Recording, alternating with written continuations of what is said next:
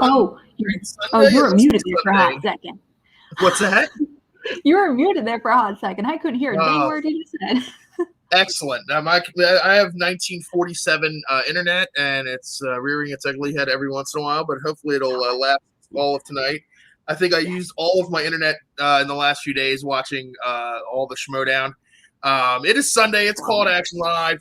I'm back again. I'm the Belford, and I am here with my lovely co-host, Alex Mack, and we need to get right into it tonight because we have an exciting show.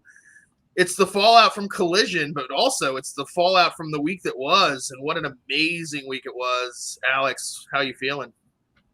Man, this week has been exhausting as a fan personally, but in a great way, just because there's been a lot of amazing matches, big matches, and I love watching them, but it's also exhausting to watch them because I'm on the edge of my seat the entire time. So many great competitors, so many great moments. Oh. Yeah, and a lot of nail-biting situations, a lot of nerve-wracking situations. As fans, I can only imagine how it is for the competitors. But luckily for us, we're joined by competitors, so we get to talk to them about their nail-biting situations. One of the most nail-biting situations, I feel like, is a debut, and we do have someone who made their debut this week in the Star Wars division, the much-anticipated, the much talked about, the we don't know what we're going to get debut of the amazing, fantastic, fucking great Nicki Dimalanta. Oh, and she brought her husband with her. Oh, yeah. Sorry, I'm crashing the party. Guys. Sorry. Oh, Jesus. Get out of here. That guy's with her, too. I had to cancel on a couple other shows. I feel bad. So I'm like, let me show up on somebody else and see if I can make up for it. I'm like, I guess. We just wanted the Dimalanta who's never missed a Star Wars question to be on our show. Okay. So. Okay. Oh, I mean, I'm proud of her, but okay. Anytime you feel comfortable, be more than welcome to kind of slide that belt to your side of the table. And be full support. Funny story. She's not allowed to touch the belt. That is a true story. We are a superstitious bunch in the Dimalanta house, so she's not allowed to touch the belt. I have not touched the belt, and I will not touch the belt. Well, you will touch the belt one day when you're taking it from his cold, dead hands. Oh, shit. Not literally. And then you have to rub it.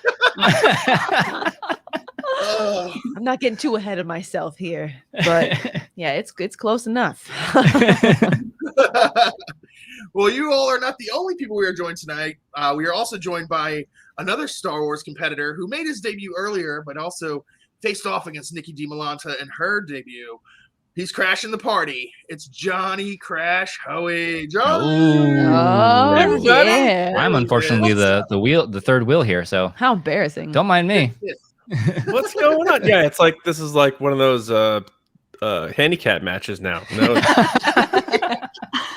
Could you imagine a Star Wars tag team match? That would be fucking rough. I would think that would be amazing. I think it'd be a lot of fun. Oh my god. It would never end. 5150 would be great. Be something of the past, man. Yeah, it seems like they're reducing matches more than adding, so who knows if that would ever happen. But there's precedent. It's happened before.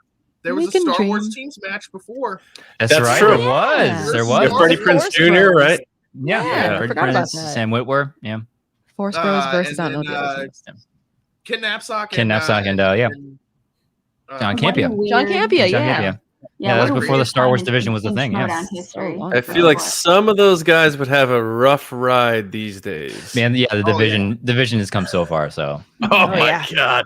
Oh yeah. Life Zone. Are you fucking kidding me? That was a douche of a question. I was sitting here watching this. She didn't tell me about it. I was like, what?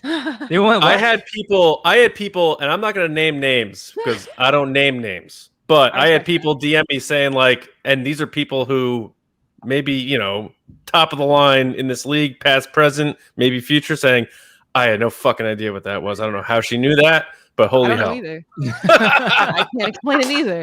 Yeah, no. Somebody whose name is like Jeremy something wrote that question. I'm like, Jeremy, you son of a bitch. What was that?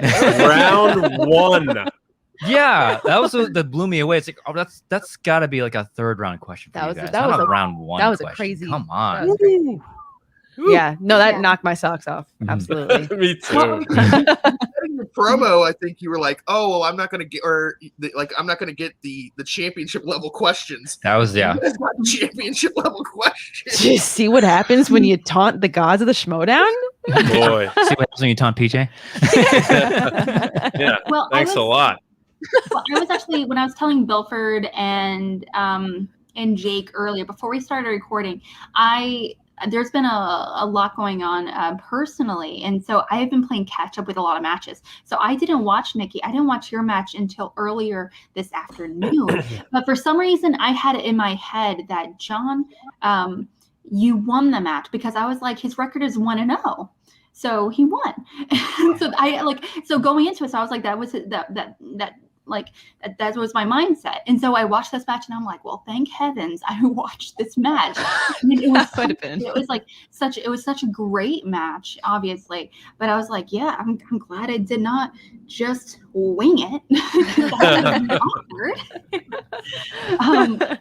But yeah, that was like so great overall. Starting with you, Nicki, I mean, what a fantastic debut. I mean, what a killer debut. Thanks. Currently, you answered you haven't missed a single question. Was that like oh shit moment personally? Like, did you like give yourself a self 5? Did you like be like write the Pope and be like, I deserve a hug from you because I did something amazing that my husband hasn't done? Like what?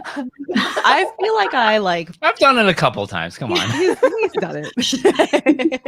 Let's have this moment. No, I feel like I don't know. I feel like I fucking blacked out. It's like, what just happened? Like it's so surreal. Like I don't know. No, totally fine. It's okay. Okay. Mm-hmm. They froze. Yeah. Mm-hmm. So it's my time now. It's your time, John. John your time to shine, Joey. How do you shove? How do you shove? Yeah, shove that out of the way. No, I'm just kidding. They'll be like Joker in Batman '89. Just yes. Oh, that's a great reference. The mayor's giving the speech, and he just. Oh, there we go. Hello. Oh boy. Internet. Welcome back. Boy, Router make internet work. Router does internet. Yeah, no, I don't know what the fuck happened. It was a crazy match, and I feel like I'm so lucky to have had John be across the desk from me, figuratively, because he made it so easy, so easygoing. You know, what a cool guy. You know, like the vibe, right? Not the actual like winning aspect, right? Oh yeah, no, the vibe is what I mean. So easy. It was such an easy win. Oh no, that's not what I meant at all. Oh, I'm such an asshole. That's not. No, I get what you meant. I got what you meant. No, he's just such an easygoing guy. We haven't had the opportunity to meet in person quite yet, but I'm sure it will happen one day. Hopefully sooner rather than later. Celebration. You know, celebration, whatever, stuff like that. But yeah, no. To have somebody who approaches the game so like, I'm here to have fun, I'm here to have a good time. I'm lucky that you were there to help me not shit my pants. It was scary. Well, Andrew, I mean, like I know you guys are very similar to, from what I've been told, as like Molly Damon and Alex Damon, where they really help each other study, with tests and like writing each other questions and things like that. And you guys, I imagine, do the same. Andrew, did you help prepare Nicki in terms of the match, as far as like getting mentally prepared outside of just knowledge, as far as like, you know, being like a coach or something? As much as I could. Like I knew the knowledge was in her head. It's just there's certain things that we both know that she stumbles on sometimes, and like because she's a newer fan compared to the rest of everybody else. She's a newer fan, so there's certain things that that you catch as lifelong fans of Star Wars. Like it's just ingrained in us. That's not totally in her head at the moment. So I was like, I kept drilling her on a couple of things like that, but also just like it's fun, have fun, like just the whole aspect of trying to get her ready, like competitor wise. Yeah, is that where I at least try to focus on. Helping her prepare, but I knew the knowledge was in there, and I knew that she would rock it. And she was joking like, "Oh, I hope I get one question." And I was like, "You're gonna get more than one question, right? Yeah, come on now." No, I meant when I said that, people were like, "Oh, come on." I'm like, "Nah, I fucking meant it." I was like, I hope I don't get knocked out in round one. So it was just I don't know what the disconnect is from because like on Beyond the Schmodown, when you guys go over like Schmodown questions and like even especially Star Wars questions, Demi always acts super surprised that she gets anything right. But then in the show, here's this calm, cool, like stone cold killer, just like, oh yeah, it's life. That's called playing possum, Belford. It's called playing possum. That's what it is. Laying in the weeds, waiting to attack. And I will say, it gives me endless enjoyment that her nickname is Demi. That's because hilarious. I mean, everybody in the community knows her as Demi, but in our circle of friends, we game almost every weekend. Yeah, that's what this shirt is, a Counter-Strike shirt. Yeah, we play games together. Her handle is Demi. So I'm like, oh my God, this is amazing. And I didn't know it until Andrew Guy announced me coming in, and I was just laughing. So like, anytime they said, all right, Demi, what's the answer? I'm like, yes. That's cool. Yes, everybody knows it. Everybody knows it now. Hilarious. I love that. I mean, you are the best Overwatch player that I know. So, yes, that is correct. Correct. You're correct. I am. We should play. Well, that's fair. John, you in particular, like, what about you? It's like, how did you get into the right mental game going into this match? And I know you kind of mentioned, obviously, you're a father. You have a lot of stuff going on. You've been more of a lifelong Star Wars fan rather than more of a recent fan as well. So what was your kind of mentality going into a match like this? It's just like the Star Wars division for Schmodown is so difficult. It's one of those things where there's only a finite amount of people that are going to be able to get to do this sort of thing. So you have to embrace it and enjoy it first, because ultimately we're answering trivia questions. We're not, storming the beaches of Normandy here. You know what I'm saying? So perspective. So I I got bills to pay. I got stuff to do. But I'm saying, like, but when it comes to this, like, I don't ever get stressed out about stuff like this. I actually like being in pressure situations, as you saw in round 3.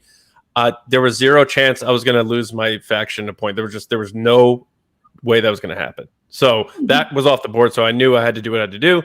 I like big pressure. I like big pressure situations. I feel like I perform better during those situations. But in terms of preparing, it's like, I'm a rookie. So when I played Eric, neither of us had played. So it's kind of like, I feel like it's overrated to think about your opponent in a sense, because if you do what you have to do, none of it matters. Nothing else really matters. And that's kind of what happened to me, though. Like in round 2, I was going for, like, I'm a big baseball fan, so baseball analogies are a big thing to me. And I was going for big swings because I'm like, she's got the lead here. I gotta try to take some big shots. And I got, opponent's choice. Mixed bag. All right. So I go 2 for 2. I'm like, all right, we're rolling. And the third one, I just screwed up. And I was thinking of the band name Shag Kava, which was named after Shaggy. And the lyrics are Shaggy lyrics in Huttese. And it's just like everything just spun downhill as the snowball becomes a mountain. And I just said the wrong thing. And I'm like, I can't believe I didn't check down, because had I checked down, I would have gotten the right answer. And then Nicki would have had to answer her 5, and who knows what happens at that point. So I need to learn from that. But in terms of like preparing, I don't think there's anything I could have done differently. We have fun training. We have a good time in the dungeon doing all that stuff. And it's just, if you don't love Star Wars, like, I don't want to get to the point where I'm studying to the point where I hate Star Wars. So like, I do train hard and I want to know the knowledge, but I still want to love the franchise. And it just, I go in pretty cool and relaxed and here to have a good time, but I also do want to win too. I am a very competitive person. So I am a little upset that I lost, but like Nicki said, it was a great match. I think it was very entertaining. We both had a good time. The host seemed to have a good time. And I think that is very important, especially when it's considered Schmodown entertainment, So a lot of it goes into play here. And hopefully people just remember our matches as a good time, a competitive time. And this division, like Andrew and Nicki know, it's no joke at all. It's crazy how good you got to be. And I'm honored to be a part of it. Yeah, the Star Wars division we talked about that earlier, like teams match that kind of kicked off the Star Wars division. Oh no! I'm gonna frame it and put it on my wall. And like those early matches, like as a Star Wars fan, that I thought I was a Star Wars fan before the Schmodown came along, and I realized I'm not a Star Wars fan. I'm a casual viewer of Star Wars movies. Like I would get those questions right, and then now it's like they ask a question. There was a question earlier this season. It was like, who is the aunt of this character? And I'm like, wait, is that character in Star Wars? Because I don't even know who that is. I don't even know who their aunt is. Like Andrew's. Are we allowed to talk about spoilers for the championship match? Yeah. Spoiler alert, Andrew's. And we're here for me and Nikki, but I have to say this quick about Andrew. Andrew's 5 the other day. I was so upset was asked because I've had that in my holster for a very long time. I've had I've had that in my notes. Like I've been sitting on those names for 3 years. Yeah. Like Silas Carson playing Antidar freaking Williams. Yeah, I was like, when are they going to ask this? When are they going to ask this? And like, because there's several things in every Star Wars competitor's notes. It's like, just once, please just ask me this one question. And then somebody else gets it and you're like, fuck. Yeah, exactly. Right? I knew that. Yeah. Yeah, we got a Silas Carson question. Yeah. But not that one. We did for Revenge of the Sith, right? Yeah, we joke about it all the time. There's things rattling around in our notes in our heads that like we'll never get to show off. And when it does come up, we don't get it. Yeah. So we don't get the flex and we don't get to like, see, I knew that. And okay. Yeah. In that case, I feel like everyone, I'm like everyone, fans, competitors alike, they all have like that one movie they grew up on that they love or whatever it may be, and they're like this like one random trivia fact, and you're like, if I ever get a match, I want it to be the 5-pointer regarding this question or this quote or whatever it may be. Oh yeah. Real quickly, I know you guys are going to be heading out here pretty soon, but heading out here in just a few minutes though. But real quickly, starting with you, Nikki, what is like one Star Wars trivia thing that you want to be your 5-pointer when you're like, if I'm ever in a championship match, I want this to be my 5-pointer? If you think I'm going to answer that question, you're crazy. We're not showing cards here. It can be like your favorite Star Wars trivia question. I don't have a comment. I'm not going to give away this. We're pleading the fifth over here. That's fair. But I respect the question. I have so many answers to that question, but I'm not going to say them. But yeah, no, Antidar Williams, he was one of those. Yeah. There's a lot of stuff like that, like weird, obscure names that you'll never hear on screen. That and there's some things like monologue based things that I wouldn't mind flexing on that they'll probably never have you do, like being Quentin Jaws, just sitting there doing a speech. But I mean, there's a lot of things, and I get what Nikki's saying she doesn't want to reveal, but there's definitely certain things in Star Wars that you memorize and hope that they throw your way, and I'll just leave it at that too, because that's the nature of this division. Is you like gotta play your cards so close. You have to play it so close to chest because you never know. Because like every time like a question gets worded a certain way, it's like, why'd they give that name away? Yeah, that was one of my ace cards, and they just gave that name away. So it's like you because you never know what might trip somebody else up, and then like certain competitors will do this sometimes. They'll flex on Twitter or something. I'm like, oh, I didn't know you knew that, and that's something that I overlooked. I'm like, oh, okay.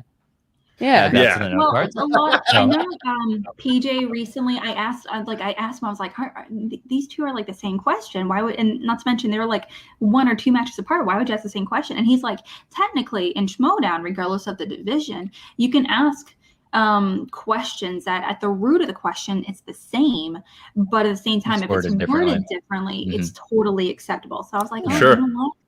Makes sense. Yeah. How many times have they asked like snips for the Clone Wars? That I felt bad about. I totally felt bad about that. Very bad about that one because we've made that joke. And beyond. Hey, you know what? If you got it and you answered it, so I mean that's it. You know what I'm saying? Yeah. But we have made that joke before. Or Christophsis. Like how many times was that asked? Yeah, I feel like Snips and Sky Guy is like, okay, we all know that. Right. Yeah, we got to retire that question because it's been asked at least 5 times. But before we, I know we're up against time probably here, but before we go, I just got to say this: like, we had a great match. I felt like I played really well. Nikki was unreal, and I think I hope you're in the tournament because I'm excited to see what you do going forward. But I do have to say this on behalf of the dungeon. Because in your promo, Nikki, you alluded to it a little bit.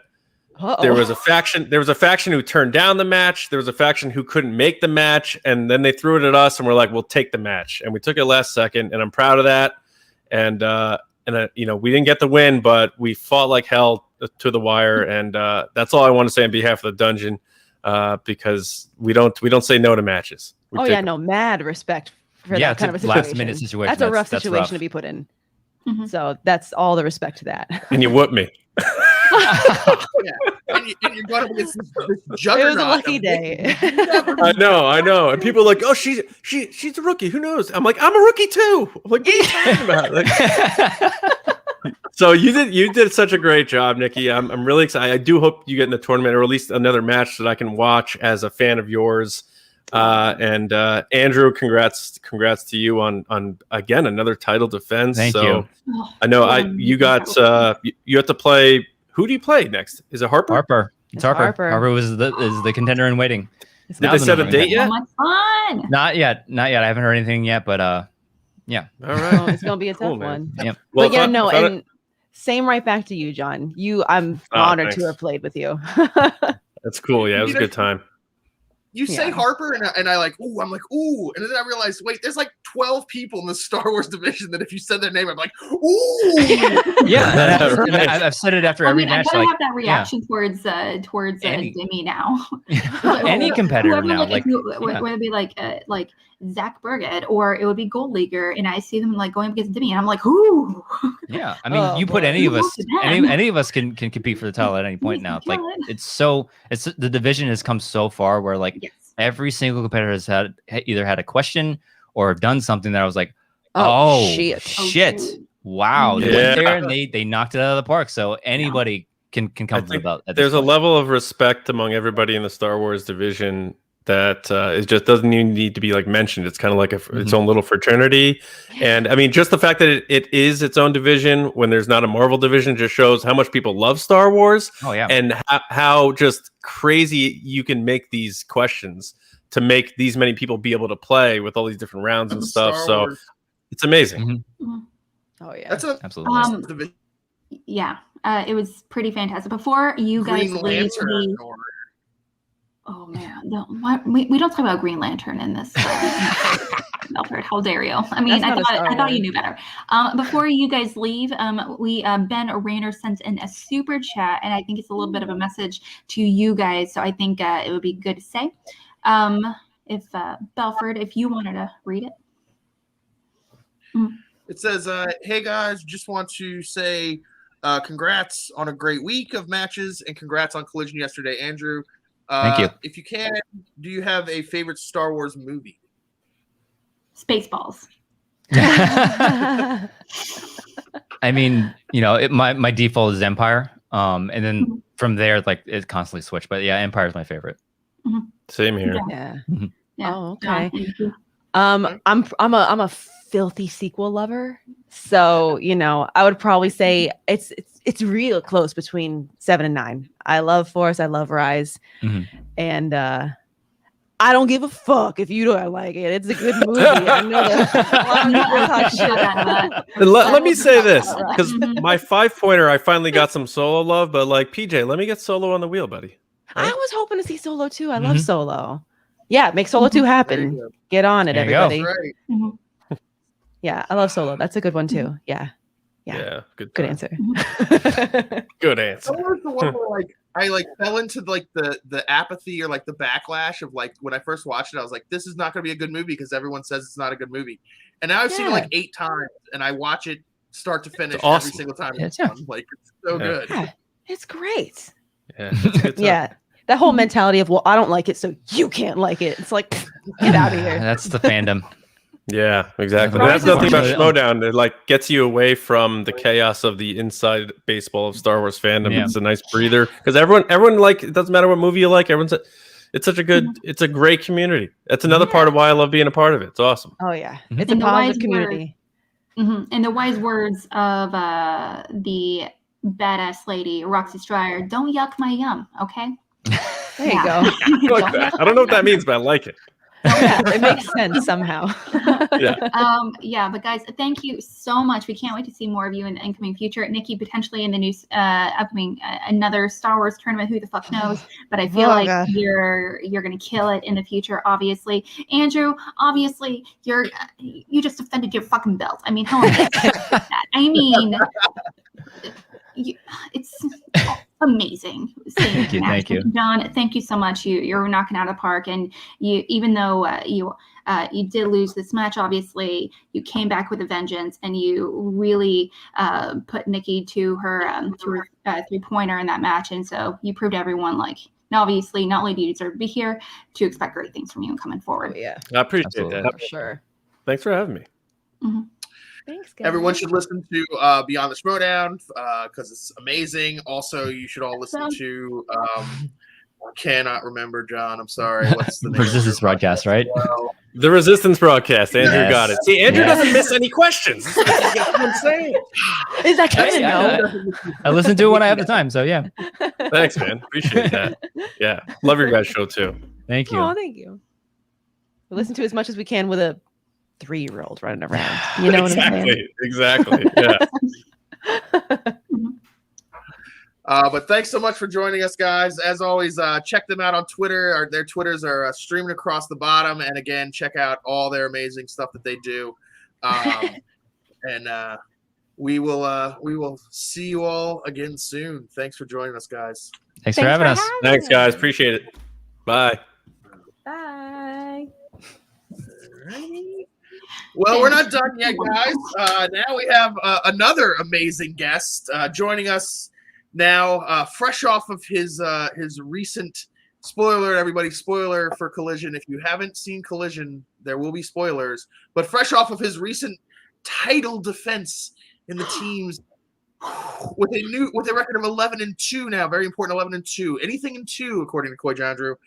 We are welcoming the kid, Brendan Meyer. Welcome to the show. Hey, nice to see you guys. Thanks for having me on. Hey, team champion. How you doing? Doing good. Recovering from now at all. Well, I mean, maybe still recovering from that match we taped a few weeks ago, but maybe still recovering. But yeah, just the finally being out there and seeing all the reaction and everything. It's pretty wild. What a crazy match. What crazy synergy to have the score be 51-50 again. Yes. Well, it was funny. We loved the synergy when our match against Odd Couple added up to 101. And we shared that with Andrew. But yeah, to have actually played 2 different 51-50 sudden death matches, it's cool. It's weird because it's this amazing thing that we feel like we're accomplishing this year. Biz and I, as a team, getting our first defense and all this stuff, but then to have it linked with the amazing year Andrew's having and all the mercs, it's kind of cool. It feels like we're having this special year, and like somehow our year is linked with Andrew's year, and that's amazing. More than just faction mates. There's something in the air. There's something like, I don't know. Well, it was very clearly, it was like the Collision. I mean, there's a lot of events going on, but it was very clearly the night of the quirky mercs, playing in 3 of the 4 matches. Between you guys, obviously, with Kevin Smith, as well. And it was just, I mean, you guys are I think now technically after y'all's win, you're now number 1. Is that right? In the faction? We're number 1 in the faction standings. That's correct. Which again, as people gave us, we got, people when they would play us would talk smack about the -1 faction. But yeah, it feels good to have made it all the way from -1 to number 1. It feels good. Yeah. That's a T-shirt. That should be a quirky T-shirt. No, it's really it's been really fun. Oh yeah, and it's I feel like the maybe more than any other faction, the quirky mercs all seem to fit the quirky mercs. Right. Yeah. A lot of the other factions, they'll have people that are on their faction, but it's kind of like they shouldn't they don't they'll be like a dungeon, and I'm like, they're not a dungeon person. I think Coy he didn't draft anyone that he didn't, believe in was going to get points and was going to play at a really, really high level. But I also think he was also looking at people that he felt he had that chemistry with, you know what I mean? That were going to fit into the vibe of what he was trying to create. So I think he had one eye on both of those things. I just remember watching the draft, and I tweeted out on behalf of C2A to Corey, which he responded, and he said it was like, that's the whole point. And I said, it's each of the competitors, it's the most on brand faction. each of the competitors in terms of personality, it fits. I mean, Beth May. Right. I mean, like, I feel like her and Quay are like cousins, but they don't know it yet. Yeah, it seemed like we drafted because they knew each other for years. And like the way they're like doing their promos as they're working out, and things like that. But as for also like with complete nerddom, which I love and appreciate, but I think it's like definitely on brand. In terms of going back to the match, now this is as far as I remember, this was one of your only match. This is your first match in obviously a very, very long time competing with Bibbs in an in-studio match. But not only that, obviously, I mean, it's not like a typical studio match. It kind of reminded me of like a free-for-all because you're all standing. So I was like, oh my God, Bibbs the Edge with a free-for-all in the stand. Like no chairs. No, it was I was talking about this in one of the shows last night. There was something about the atmosphere there that felt actually quite a bit more similar to like the free for all, or when we played in New York against Dan with standing, and it actually had a different vibe than in studio. Like when I think about when we were playing in studio during the tournament that one year, like there was just something about Collision in that studio. We were on a raised stage. It was kind of above. You couldn't see the audience really. It was very dark. It really felt like there could have been 200 people in there and you were on this stage, and like it had a kind of a live event vibe to it.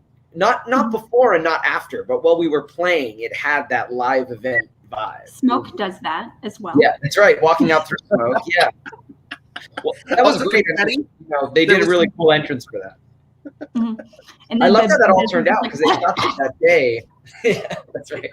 They shot that day with us kind of in the room with those like kind of shots of us walking, and like Chance had that thing where he comes through the smoke, like those things they used in the promos and stuff. And they just kind of did those, and I didn't know exactly how all that was going to be used. So to watch it back yesterday and see how they put that all together was really cool.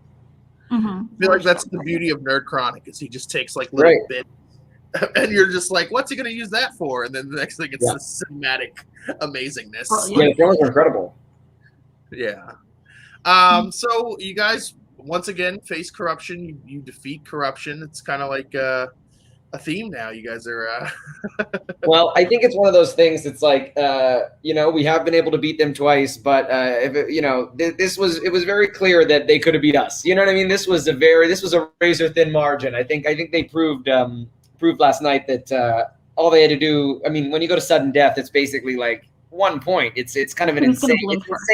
It's really insane how, because the game can always kind of feel this way, but that it's just every little point counts, but that's not always true of every match, but when you go to sudden death, it's literally true. You look back on every question and you go, well, if I missed that, then we would have lost. If I would have gone to multiple on that, we would have lost. If we would have bet more, we would have won. If we would have, buzzed in and been wrong, we would have lost. It's just all those little things where you just, if they had gone to multiple, it's like every little thing is magnified, those decisions, which is wild.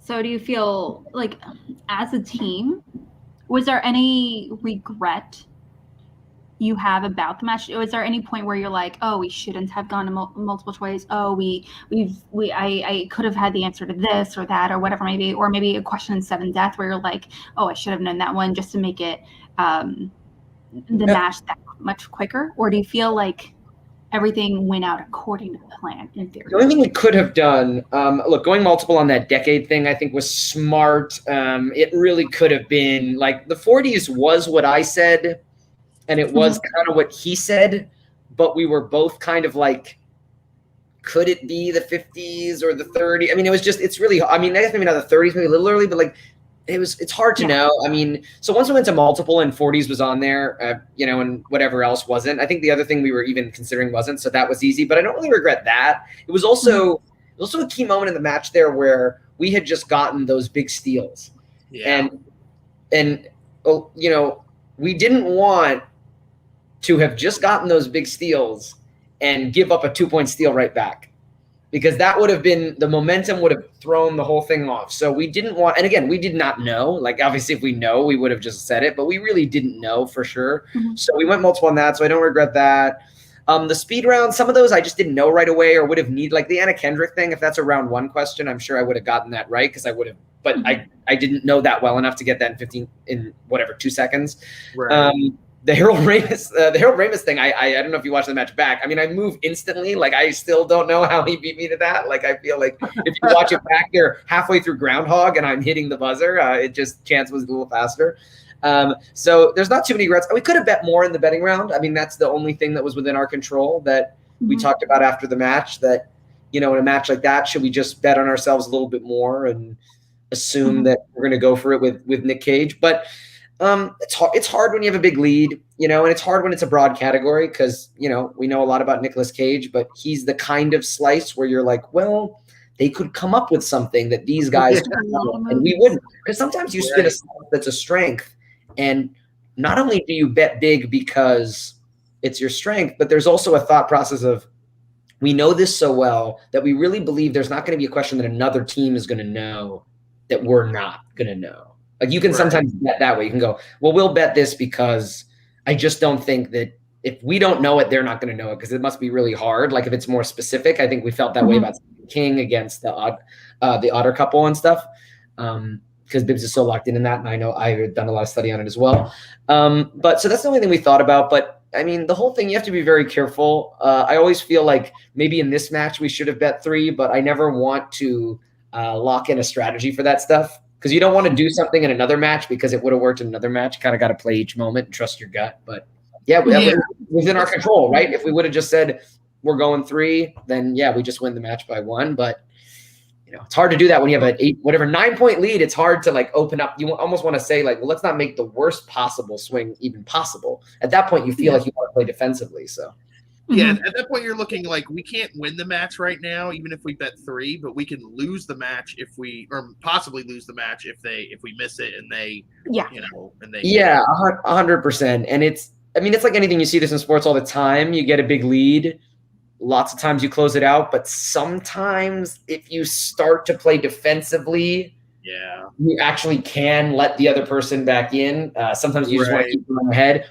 But at the same time, it's like it's always a catch-22. It's like, as being from Canada, it's like a hockey game, right? If you keep playing offensively, sometimes that means you just drop, the score becomes so unreachable. But sometimes if you play offensively and don't shut down your game, the game stays too open, and then they do catch you. So it's every time you got to weigh it, and in that case, there's a saying: you dance with the date that brung you. Like, you keep doing what you do. Totally. Like, you don't try to. I mean, but I feel like you guys would have, like, it's not like you bid 0 or bid 1 or something like that. No, and in many ways we were more aggressive because in previous 5-round matches, actually, which for whatever, I mean, lately we've been wanting to bet a little bit more. But if you go back and look, if you were to go back and look, I think we only bet 1 the last time when we had a big lead against them.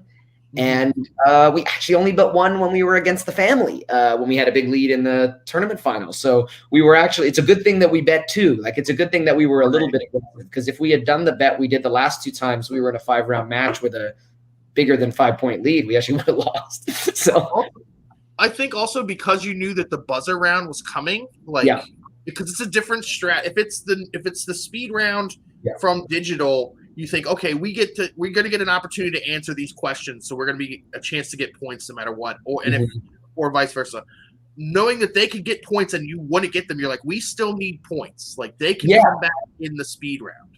I think that's true. I think that in the speed round, I mean, Chance knocked it out of the park with getting 5 questions in the speed round, or am I wrong? He got 4 and Bibbs got 1. If he dropped it, they would have won. Yeah, no. The thing that I realized playing it again too is the spread is really large. Like, we get 1 more and they only get 1, but if they get that 1, it's 3. Like, it's a crazy, and they get 5, it's 5. But because we got 1, it's 3. Like, it's really, the margins are small between getting completely blown out and really it not mattering. Right. Yep. What were you gonna say, Alex? Let me cut you off. What were you saying? I mean, look at the match between last year between Bateman and Dan. Like, Dan bids 0, and that's why he wins the match. If he bids anything, he loses. Like, and it's so that I'm actually kind of glad now that the speed round is back. The betting round is kind of like, it does. There's more strategy involved now, which some people don't like that because they want the pure trivia. I like that aspect of the Schmodown. It sets it apart from like other sort of just trivia things. Like, Well, in terms of strategy going into this match, now obviously you have played Corruption before. However, obviously playing against a very strategic team like Corruption, and you and Bibbs are also you guys studied together for the first time in a very long time, obviously in person, which is so wonderful to see. Like, how did you prepare strategically going into the match? How did you, when it came to obviously picking categories for opponent's choice potentially, or whatever it may be? Yeah, well, we took a look at it. I mean, we didn't use opponent's choice. That was the first big strategic thing we do, right? Is that we didn't want to use that because we felt like, we didn't, because we know they play strategically too. And as much as we put something on there that we felt they wouldn't be good at, that we would give them in that scenario, we knew they do the same. And we thought, we don't really want to give them that option. We want to narrow that. It's also also the thing is, in a title match, you don't use spinners and opponents. It's 2 extra slices. Well, you have the option, but you don't have to if you don't want to. You wind up, right? It's the same amount of stuff on the wheel. So you wind up with 2 extra categories, right? So now all of a sudden the wheel is more loaded with options, which I think is actually a good thing, because Bibbs and I feel like there's especially Bibbs really thrives in a lot of those broader general knowledge slices, which are you saying Bibbs thrives on movie trivia? He really does, right? And that's why, we spin 2000s. We're taking it every day of the week. In fact, the first 2 matches we ever played where we got 2000s and 90s, and Bibbs just was great in them, because that's just where he kind of thrives the most. Not he thrives in almost every category, but the most is in these things where it's just here's who's in this movie, what's this little plot detail, like that. So again, sometimes they hit you with that, what decade is this? And that can be tough. But you fight your way through it. But yeah, we thought about that strategically. A lot of the big decisions that we really focus on is also day of, seeing the wheel, when you know what's on the wheel 100%, making sure that you 100% know what you're taking and what you won't. I think that's super important, so that you don't go into the match. You sort of ensure that you're not going to have any emotional peaks and valleys. You're going to spin something and you're either going to go nope, or you're going to go yes, or you're just or you're going to you're just going to know, or you're going to have a brief discussion, but the briefest, right? You don't want to spin something and spend way too much time hemming and hawing. You want to, the only thing that should be influencing it is maybe if you have a big lead, right? And that's why I always like to go second when I play in singles and in teams, because I like spinning that wheel knowing if it's a match where my opponent is lighting it up and, you have to go big, or a match where, and this was the case, right? Where we had a lot of things go our way in that second round and we got steals. And then when we went to spin, it worked out that we got 2000s, which was something we would have taken regardless. But, there were definitely stuff on the wheel where we definitely would have now taken that. Whereas if they had been playing perfect, we might have spun away from it, because once you only have to get 10 to 12 points to have the lead, you think, well, I'll take that because I can be good. I don't have to be great. Yeah, because when your opponent has kind of given you an opening, then you don't want the 1 or 2 slices. Then you really don't want the 1 or 2 slices you don't want. Then you're it's okay. Once you're in a situation where if you go 9 or 10, you're still going to have a really big lead.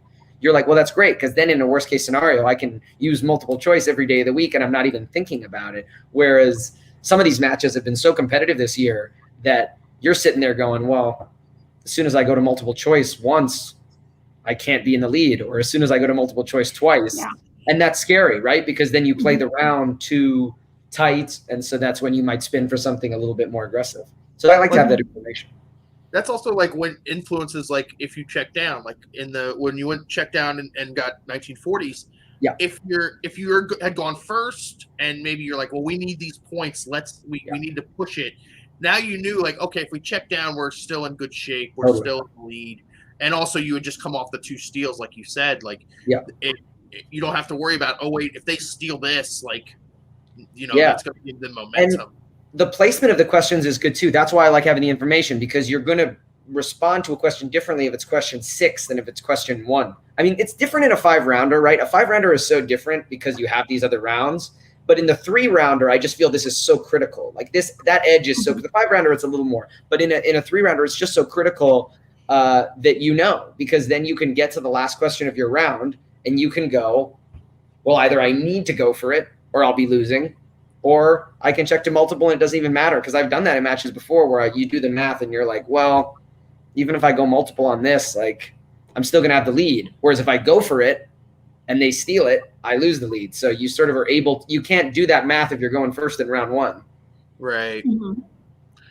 Well, something I'm kind of curious about, Brendan, was what was it like to reunite with the buzzer again?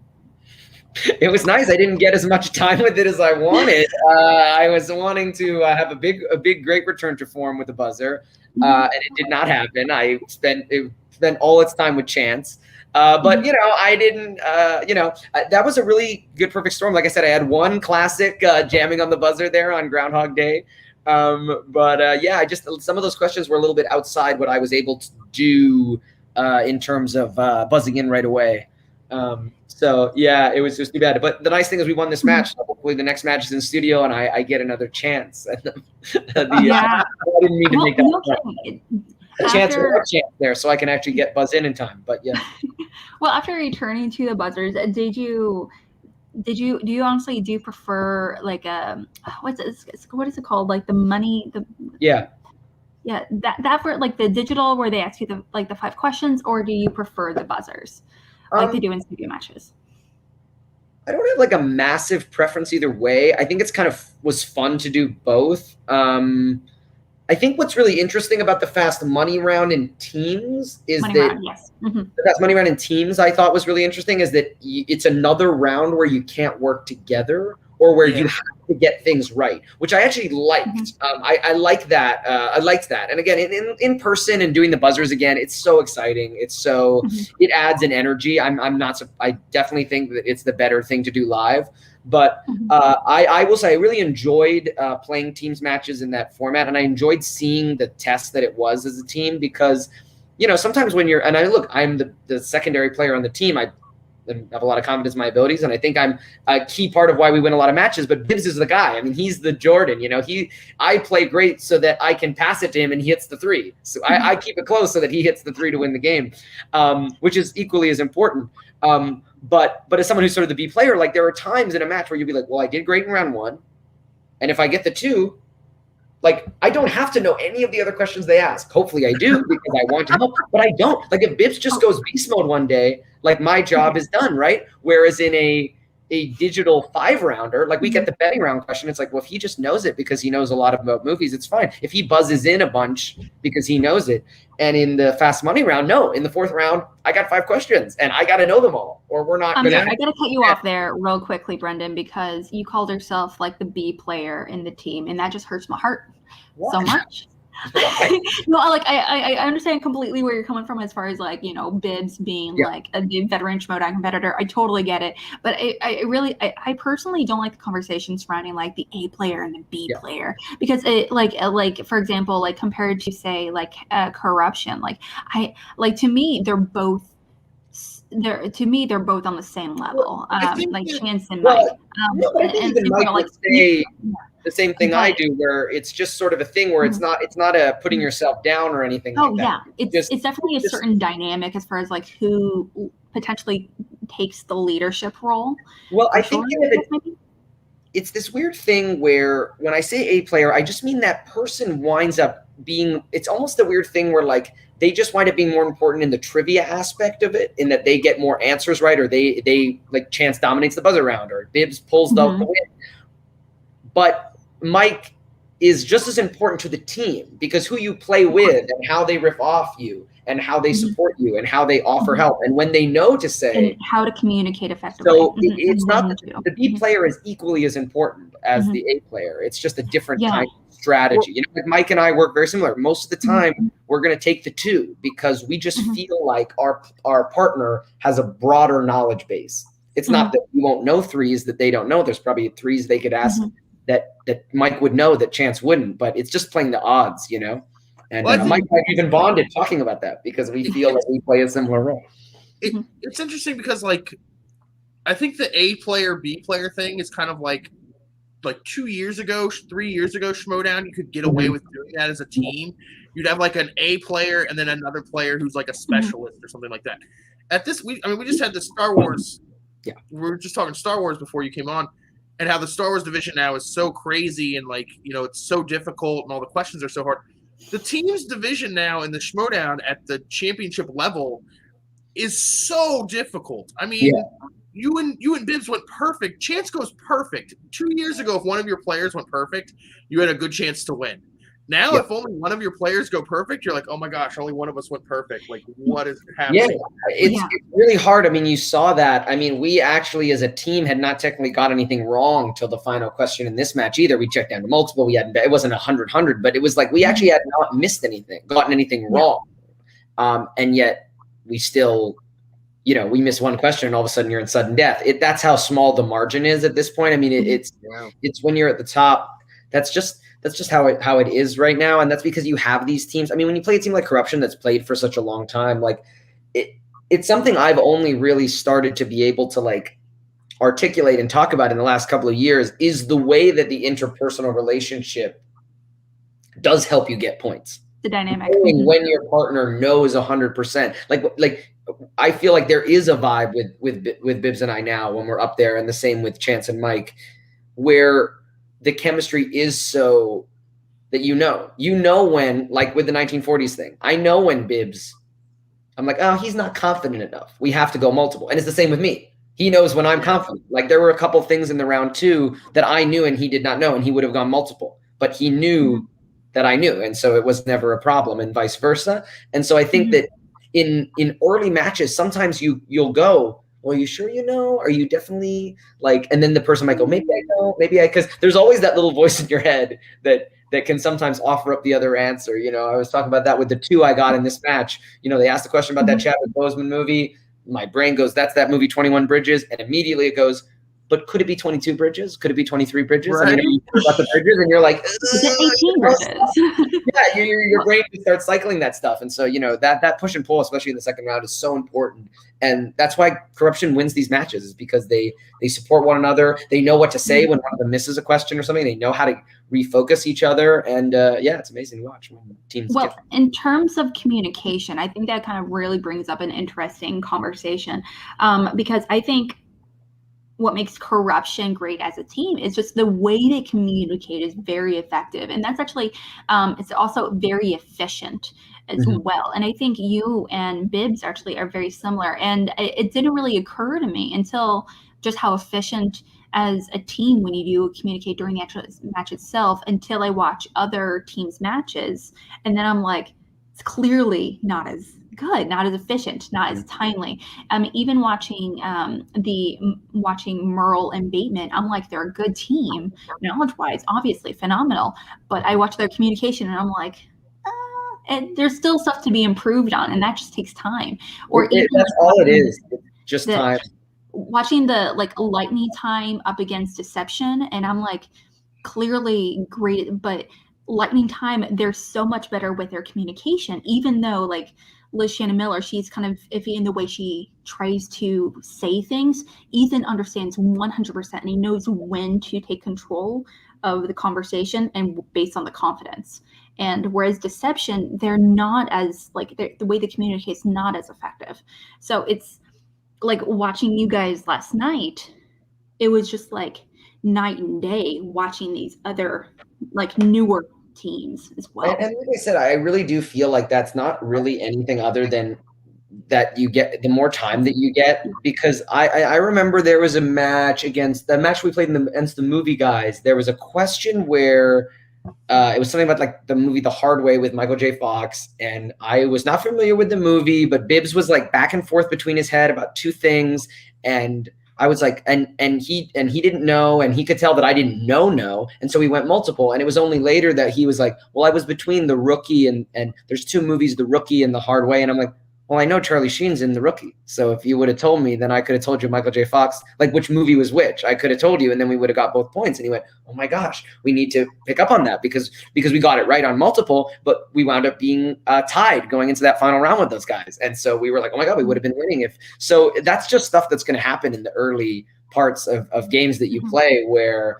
in 15 seconds goes by quick, and you're just not really, you know. And look, that's the big thing that we've always tried to do every time we play is, you know, talk about what we're going to do. I mean, that's like the whole thing with the wheel. You know, when we played Founding Fathers, when we took David Fincher, Bibbs wasn't really sure about it. I felt really good about it, but I knew there was some stuff I wasn't going to be good at. And there was some stuff on the wheel I didn't want. And we just kind of didn't, like, Bibbs was sort of like excited about it, but I could tell that he wasn't as excited about it as he was about other stuff, but I kind of pushed for it. And we got 5 out of the 6 questions right without multiple. So I think ultimately it kind of worked out. But the one question that he got wrong, he had the right answer and then flipped it when we went to multiple. And I think it was because he said the answer, and instead of doing what I normally do and going, okay, great, I was like, are you sure? Because I know you weren't you know, don't like, you know, and, you know, because we had, and so that's why we even that day we said, we need to decide what we're going to take on the wheel. We need to know 100% so that when we get it, we take it with confidence, because then we don't have a Fincher. I mean, Bibbs even said, he's like, yeah, the Fincher thing, I got you. And that's like a 2 day, you know, that's 2 years later, you know, and we have to take those things because, you know, the way I say it is, if you're going to lose, you know, and I do this with my singles career too, and sometimes I've made the same mistake twice there too, but it's like, you want to lose a different way. Like, don't lose the same way twice, right? There's a million different ways to lose a match. Don't lose the same way. Like, just be like, well, I'm not going to lose because of that again. And if you can prevent that, you increase your odds, you know? Absolutely. Yeah, you want to like eliminate ways to lose. Like, there's we've done some sports analogies today. Nolan Ryan famously said there's 4 ways to throw a ball. It's high, low, inside, and outside. So if you never throw it high, there's only 3 ways to throw a ball. So like it increases your odds. We did have some super chats come in first from. And the one thing I was going to say is sometimes you just don't get lucky enough. Like, the only thing that can help you is getting more matches. And so when I look at a team like Deception, you know, it's like they made a mistake that I can compare to something that Shazam made early on. Now that Movie Guys match, we won that match because our opponent gets to 5. So we then got to immediately play in a couple of weeks and put that into practice and get that time back. And what's tough is if you're like Deception and you play great and you make a little communication mistake and then your opponents hit the 5 and you lose, you don't get to play again right away. So it's hard to get that momentum. So sometimes you need a little luck early on you just need luck early on as a team. You need to make that mistake and win so that you can just get better. If you get unlucky, it's tough. Like, I feel, you know, it's rough. Right. Especially when Deception had theirs, because there was there weren't any other matches to play. They were just that's the thing. It's just and if they'd just gotten through that match, I'm sure that you would have seen them come back really, really strongly in the next match. But if you don't get that opportunity, it's hard to keep, like, you know, it's tough. What were you saying? So we did get some super chats in. The first one, John Lestrina, he writes, where is it? Here we go. Ask any racer, any real racer. It doesn't matter if you win by an inch or a mile. Winning's winning. I think that's from Need for Speed. Not really sure. No, it's a quote from Talladega Nights, my dude. Yeah, I believe so. Yes, Talladega Nights. Yeah, what a great racing movie. John Lestrina, I believe, is a huge fan of Talladega Nights. So probably that's a great one. Great comedy, all about that physical comedy with Will Ferrell. I think that's one of my favorite Will Ferrell comedies. Actually, I like Talladega Nights a lot. Oh, it's him running naked or like in his underwear, stabbing himself in the leg. I cannot feel a thing. That's we had a DVD of 2 at my house, so I watched that a lot. Like, I feel like that's one I know a lot of lines from and stuff. I feel like that and Step Brothers are like the 2 most quotable of the like Will Ferrell movies for sure. Yeah, I rewatched Step Brothers during the pandemic. That was really fun. Like, that was one of the ones I watched last year. Someone told me, like, there's you can argue that John C. Reilly and Will Ferrell essentially have like a holy trinity of comedy, because they also technically did that horrible Sherlock Holmes movie. Oh, that's right. That's the 3rd one. That's right. And you're like, why are we acknowledging that one? How dare you? It's awful. We need another one. We need the 4th one. Bring it up. Yeah. But we got another one from Ben Rayner. He says, where's it at here? If I can find it. Team chemistry is key, and Brendan, you and Bibbs, in my opinion, have best chemistry since the Shire Wolves. There's a few that come close, but you guys take the gold, in my opinion. So that's some good praise right there. Yeah, no, I really appreciate that. I mean, that's awesome. It was cool to play in this Collision main event because I remember being at the last Collision was the one where the Shire Wolves played the Odd Couple, and it's just like it's cool to have that. The Shire Wolves was kind of the big team. Like they really started when I started coming to the tapings, so they're sort of like their whole run is a pretty special like part of my journey because they were kind of the first team I really watched like start from zero and go all the way to this huge run. So I love anytime anyone wants to even mention us in any sort of like chemistry or whatever, it's cool to hear because I love those two women and I love that team, and a lot of my early memories are watching them do crazy, awesome stuff. So yeah, and I think you see that. I mean, it's like it's so amazing when you go back to chemistry because I mean, it's the same reason why I think the Odd Couple tore through that team's tournament and won the belts last year too. Is that they hadn't played in such a long time. I think they hadn't played, and then they just won. And I think it's because they were just like those guys got to the point where they were just like totally simpatico. And once you have it, you just have it, Yeah, that's one of the fun things about the digital era is we got to kind of see the chemistry of teams. One of my favorite things was it was Roca and JTE in one of their first matches. Yeah. And it's like the second round and it's JTE's category and he's like he's gonna be clearly the one answering all the questions. But he kept not knowing like the name of the person. So he would describe like, oh, it's that person from this movie in this thing, and Roca would be like, oh, you mean this person? He's like, yes, that's it. And you saw that happen in the Janine Jeff match that they had that thing about single, and that happens with Bibs and I all the time.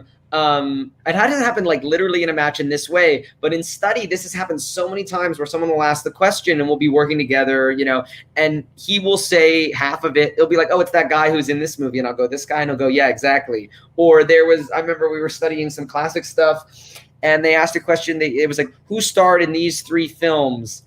And I was like, I that one movie, I feel if I can hear the person's name, I'm going to know that's the actress. And it was like one of these other movies, and Bibbs was like, well, there's 1 million people in that other movie. I'm like, just say everybody who's in that other film. And I guarantee you, because he's like, I know the whole cast, but there's like 5 of them. And I said, I'm telling you, man, say the 5 in that, and I'll know who starred in the other one in the question. And we did it. And he was like, and it was Joan Crawford or something. And he was like, Joan Crawford? I'm like, yeah, you know what? That other one is a Joan Crawford movie. Now that I've put it together, I'm able to say that I now know that's what that is. I've seen that poster or something, I've seen that on Criterion. It's like weird, but I just couldn't get there because I hadn't seen it. And I was like, but if you say it, I'm going to be able to know. I mean, as competitors, you're obviously very visual learners. I mean, it's just the nature of the game, obviously. And I was like chatting with some of my competitors earlier today and doing running through a few questions, and they were trying to use there's what actress played what's her face Helen in Waterworld. And they were like, and we were trying to help them out and trying to get the answer. And we're like, what's her face? The girlfriend from Basic Instinct. Right. And now it's like, the wife from the Fatal Instinct. And apparently my answer was wrong because it's not the same person. It's from Fatal Instinct. But it was, Fatal Attraction. But it was right for Basic Instinct. But Michael Douglas movies, well, those two are very similar in terms of the way they're worded. But it's just kind of weird. It kind of feels like because I have a lot of friends that that are not part of the film community that we're a part of, where I'm like, the girl with the face and in that movie, she does a scene in that, or she says this famous line, and everyone else is like, what the fuck are you talking about? But are you high? But within our community, it's like an efficient form of communication when it comes to finding an answer and helping your teammate come to an answer as well and working together. So it's so specific to Schmodown. I feel like it's hard to describe for other people. Yeah, and it's interesting when you find that stuff in the league, that isn't the trivia. I mean, I think that's sort of the stuff that's sort of interesting about matches is when you get into a situation where you're sort of like, wow, sometimes it's just the questions and it's just the luck of the questions. And then as you get further on and you get into strategy and you get into team dynamics and you get into how much you bet and what you put on the wheel, you realize there's a lot of fun factors that are not just the trivia. There's things that you can control, that you can create conditions and stuff, which I find really interesting. And that's what I found so interesting when I first started playing, and seeing people like Ben Bateman or Paulo Yama or different people. Because I feel like that first year I was in the league, that still hadn't been. Now everyone just does that stuff, right? Yeah. Whereas I remember watching all the 2018 matches and listening to people talk, you wouldn't really hear people talk that way all the time. And you'd be like, well, I put 2 slices on the wheel, so I put the 2 that I'm best at because I want to hit one of the things I put on the wheel. And then I remember talking to Paul and Ben, and they're like, well, maybe you put this because they're not good at it. And I was like, whoa, wait, you feel good enough in it. Yeah, but it's not your biggest strength. You're going to do it because if they hit it and you're like, oh shit, I didn't even think about it like that. It's like I really was at that point where I was like, I really didn't think about it like that. I think it's because 2019 is really the year that became a bigger deal.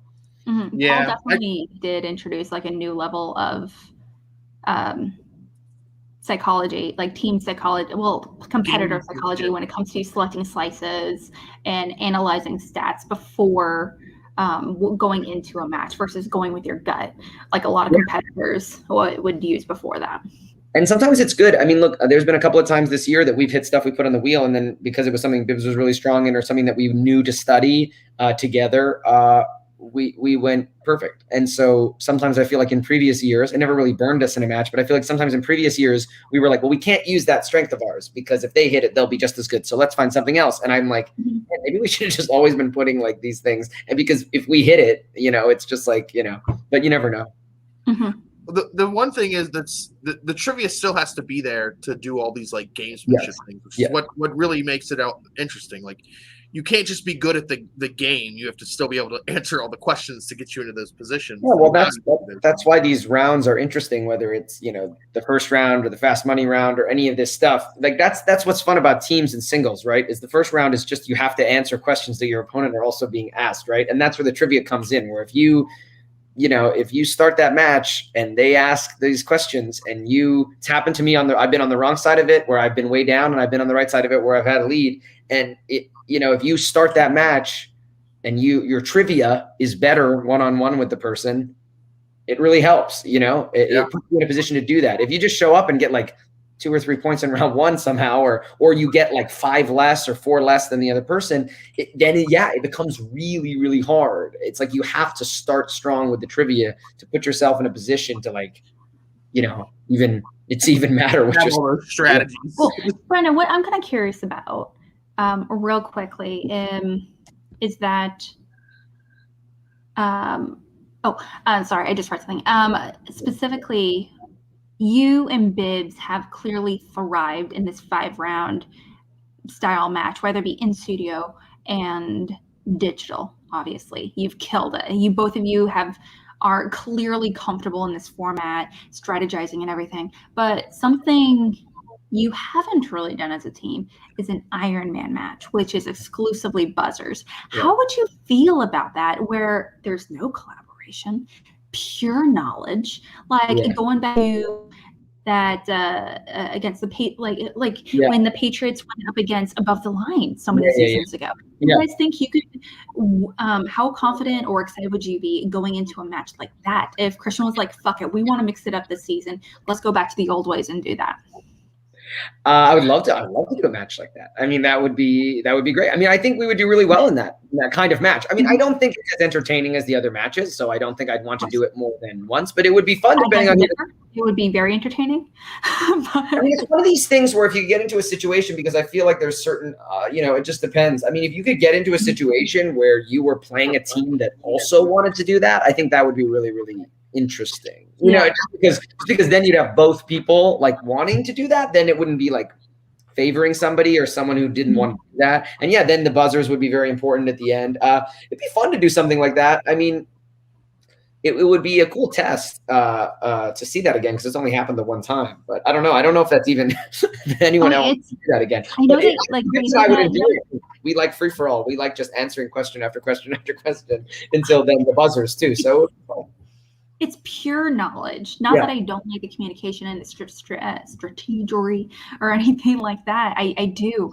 It's just when it comes to the buzzer matches, the entire time I am on the edge of my seat. Yeah. The entire time like though I mean, like I don't like I've mentioned it before several times. The Star Wars division, I don't really care about all that much. Like I'll watch matches and I'm like, awesome, cool, but I don't care about the Star Wars films personally all that much. However, I cared so fucking much when Whitwer beat Ken Napzok. Right. In that buzzer match. Yeah. And I was like on the edge of my seat regarding questions I knew nothing about. But that's the thing that's so fun. Yeah, that's the thing that's so fun because I have that same experience. I imagine for someone who isn't as obsessed with movies to the point where they can like know a bunch of stuff in singles and teams, it's similar to when I watch IG or Star Wars because I still get so invested in those matches. I still care, especially Star Wars where I don't get anything right. IG, sometimes I get some of them right, but like some in like 5 or something like that in the whole match. But if I'm lucky, but it's amazing how much those matches are still so exciting because of the format of the show.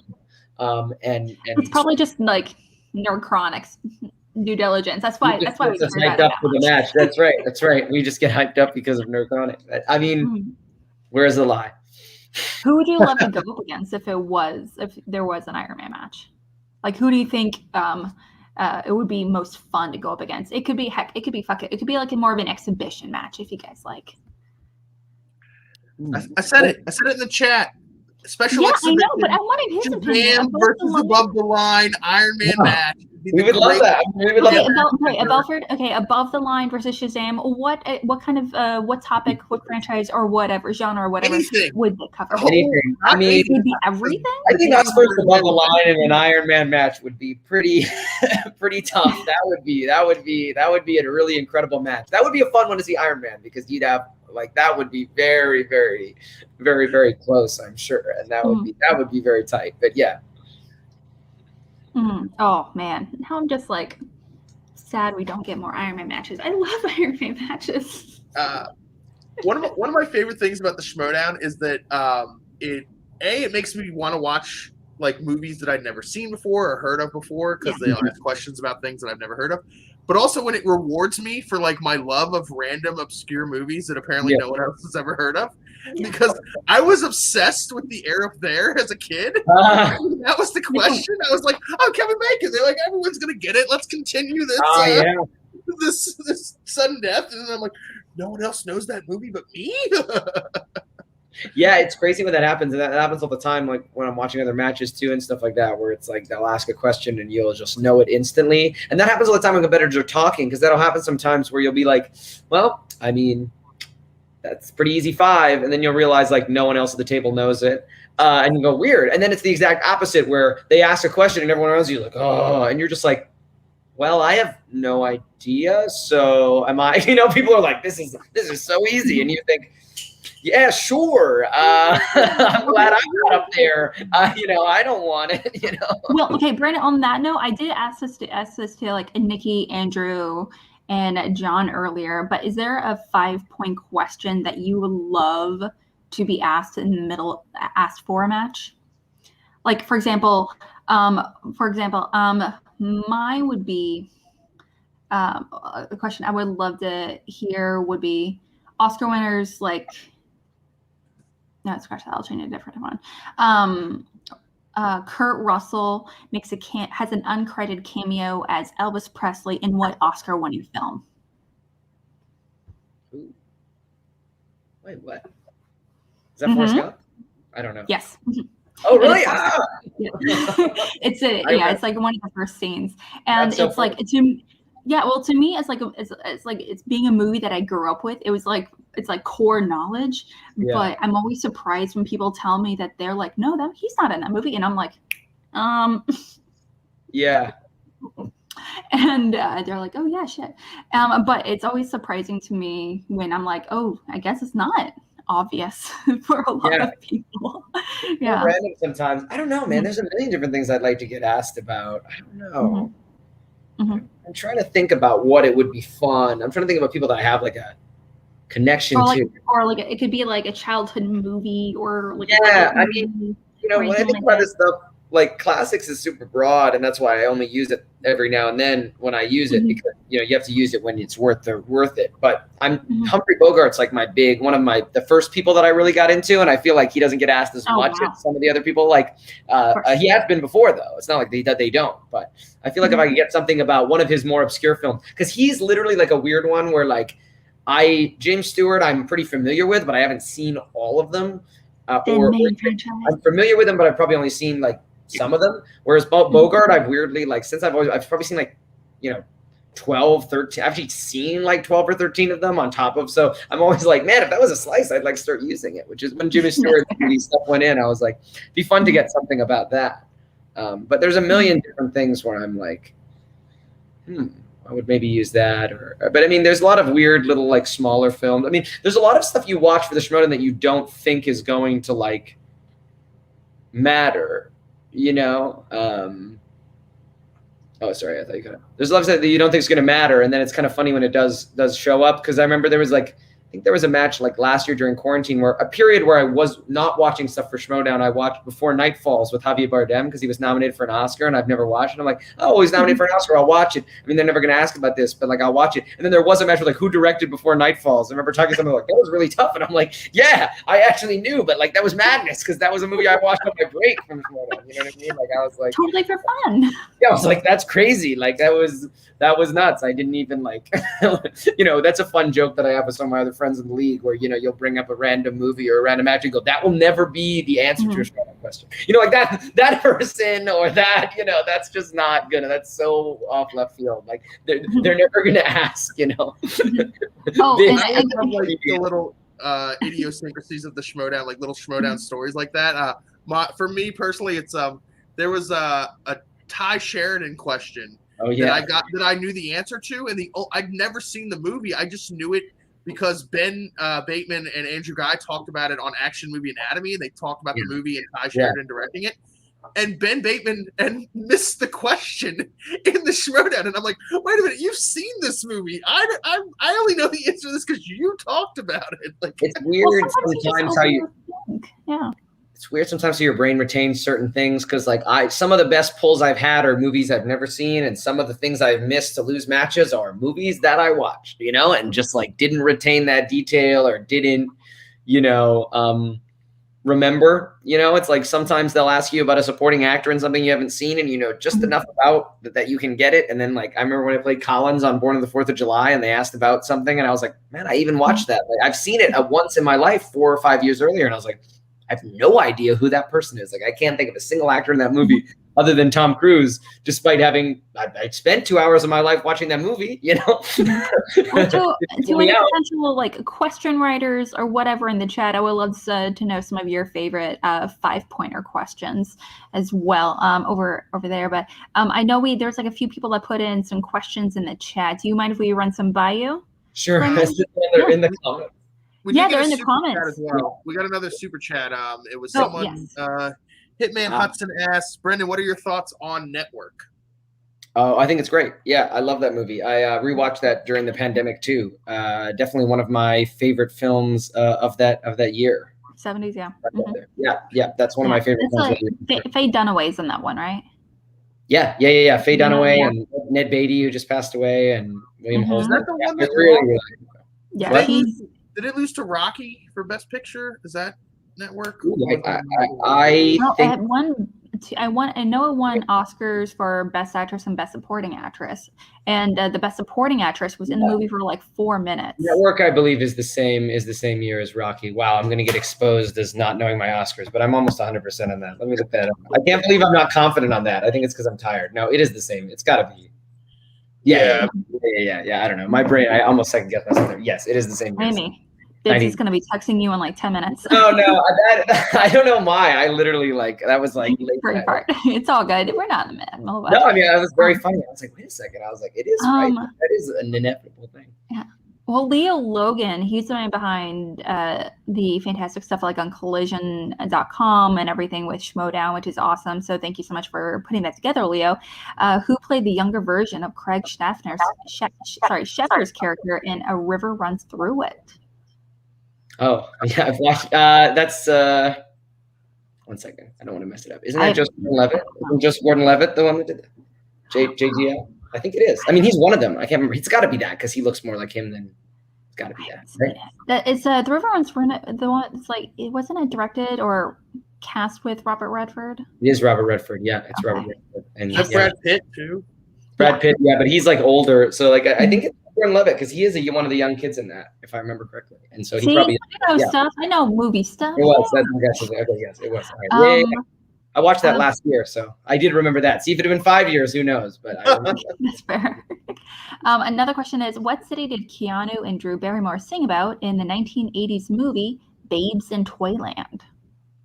Oh, I do not know that. I don't know. I wouldn't know that. I thought it was a TV movie up until like a year ago. I was like, oh. Yeah, I would not know that. I didn't even know Keanu Reeves was in it. That's a guess, but like it's not even an educated guess, so it's not even. It wouldn't even count if I got it. I'm gonna guess Detroit for some reason. But, yeah, I don't know. The context was just like a showdown. Was there any context? No, it was just what city. Yeah. Oh well. Yeah, but you were right. It was Joseph Gordon-Levitt. Mm-hmm. Right. That's cool. Yeah, that's cool. Yeah. Awesome. Well, we are going to be wrapping up things here very, very soon, but you and Bibbs obviously defended the belt now against corruption. Now, I think you defended against them twice. Is that right? Well, we won it from them initially. Oh, okay, that's what I'm thinking about. We've won two title matches. We've won 2 title matches there. Yeah. Mm-hmm. Yeah. So y'all are definitely a thorn in their side.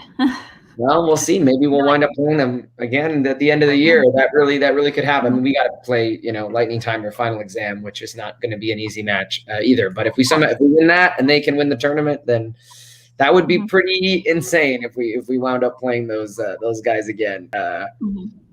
We like those guys, so it would be fun. But I don't think because we beat them twice, I don't think Bibbs and I we don't see them as a team that we're like excited to face again. We know they can get us. We know they can beat us, and they're not there. I mean, every team really can, but it's not a thing of like, well, we beat them twice. It'd be great if we played them again. We'd probably be like, oh, we got them twice, so this time it might be their day. So we might want to we might want to stop. We might want to get off the corruption train while we're ahead. We might want to say like, I forgot to ask you a question from earlier in the chat, which is a 5-pointer from D Train. They ask, who played Mr. Blue in Reservoir Dogs? What is his name? He's the old guy. He's like the old. It's Eddie something or other. What is his name?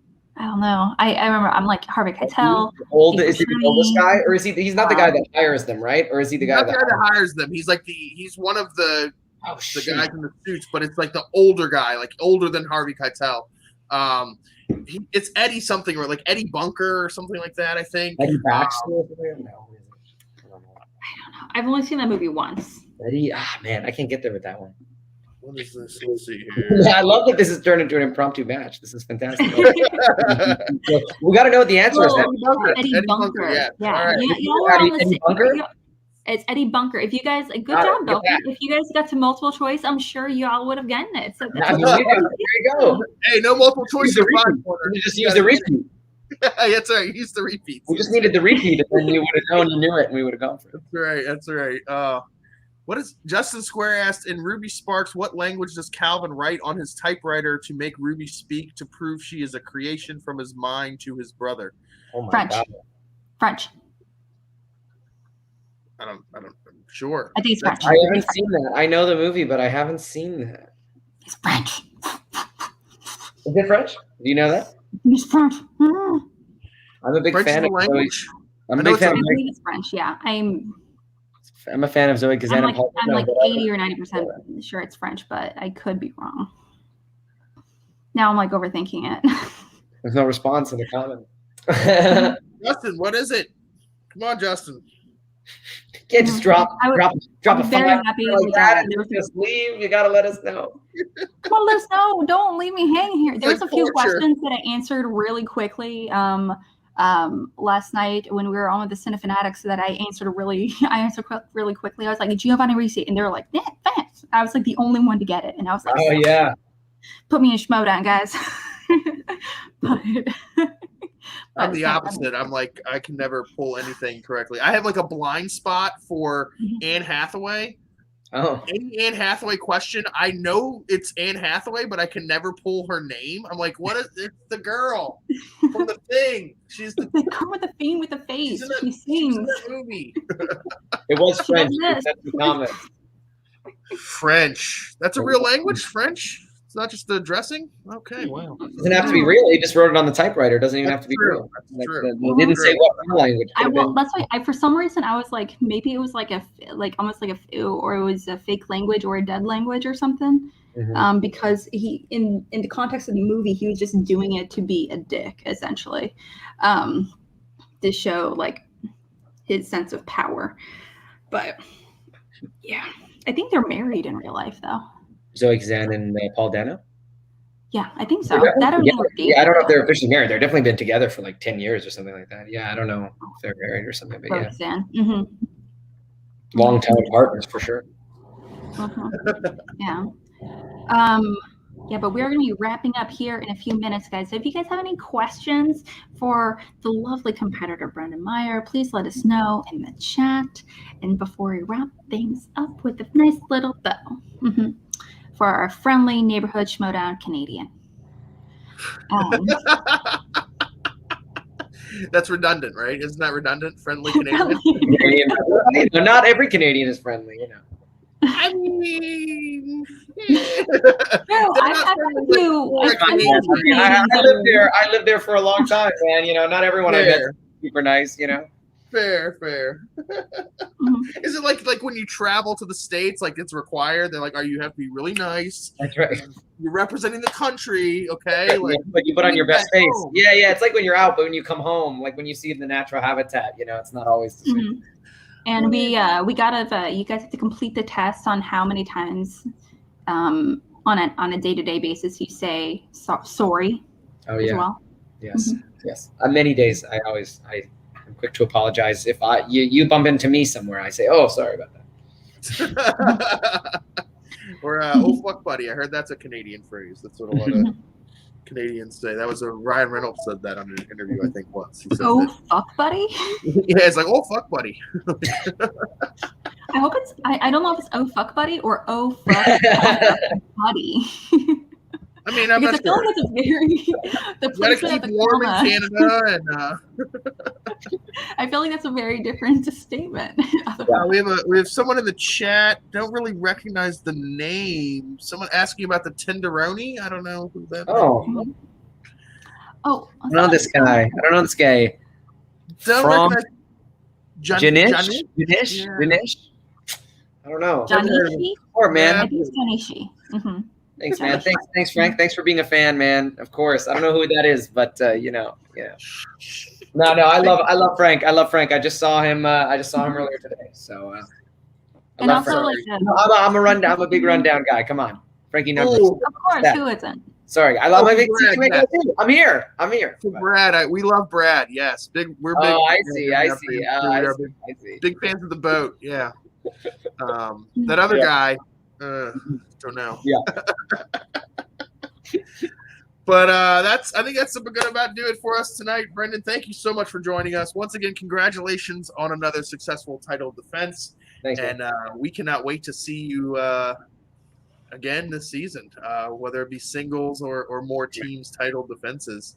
Season's still rolling. We're at that part of the year where, you know, next time you lose it could be the end, but I got singles and teams still. I still got at least one match left in both, and hopefully many in both. So we'll see. Hopefully, yeah. Got to keep that quirky Mercs train rolling. You got to get you got to keep that from -1 to #1 so that they, you know. That's good synergy. Yeah. No, now that we're #1, you know, we want to keep it. Yeah, the best we know for a fact the dungeon is gonna trying to come back from that for sure. Craze, corruption, usual suspects are on a run. Anything can happen in tournament season too. You know, one of these teams at the bottom, if their player runs through 2 of the tournaments, that's a lot of points. So you never know. Brendan, as someone that is in my fantasy league, I'm gonna need you to succeed, because I cannot in my good conscience have Paul beat me. Okay, I'll keep that in mind. I'm in second place. and I need number 1.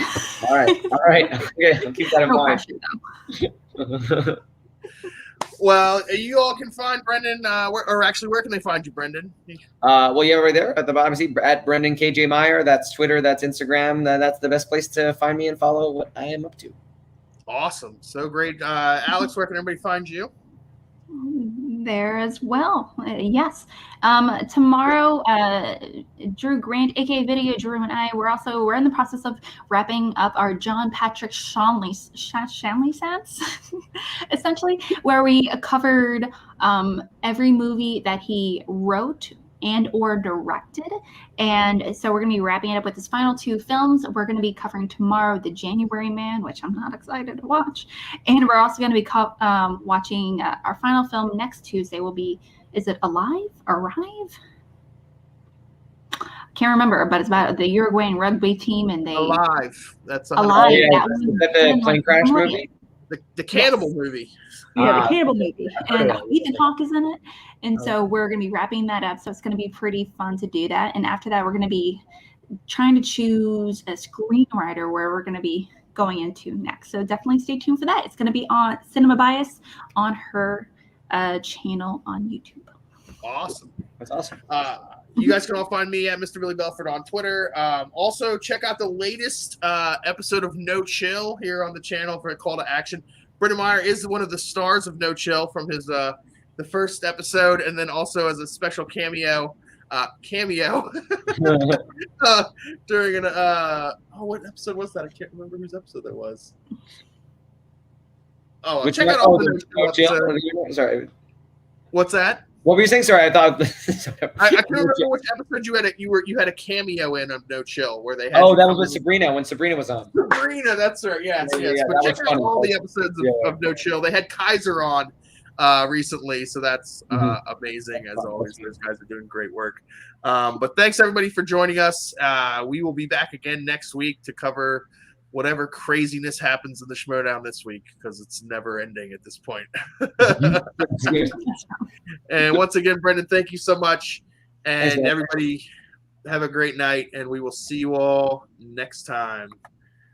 Thanks, everyone. Thanks for having me on, guys. Thank you so much, Brendan.